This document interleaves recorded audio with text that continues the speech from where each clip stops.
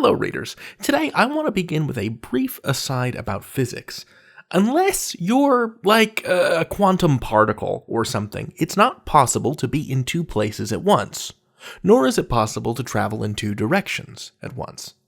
Right, if I'm on a train from Chicago to Pittsburgh, I can't simultaneously be on a train from Chicago to Omaha. So my body can't travel in two directions at once. But my mind can. What? I know. It is possible to think two ideas at the same time, ideas that are equally important but may not necessarily support one another. I can be thinking, it's hot outside, and I'm late for my train, and those two ideas can have equal weight in my mind. The same thing can happen in texts. An essay or an argument or a book can have two or more main ideas. It's a train that can go east to Pittsburgh and west to Omaha at the same time. This is a confusing idea. When you look at an essay, you think, what's the main idea in this text? What is the author trying to tell me? Or what position are they trying to convince me of? So how can there be room for more than one idea? How can we tell that a piece has two main ideas and not just one idea with supporting evidence? All right, here's an example of two main ideas.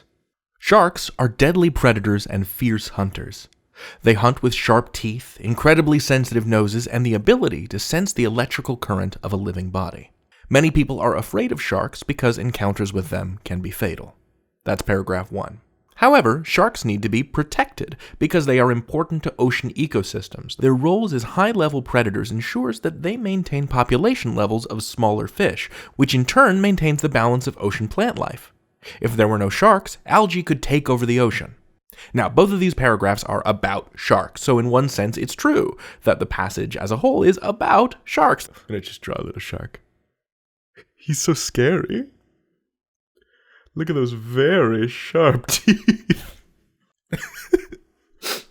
Anyway, the topic is sharks, but what's the idea here in each paragraph? Paragraph 1 says sharks are deadly, and here's why.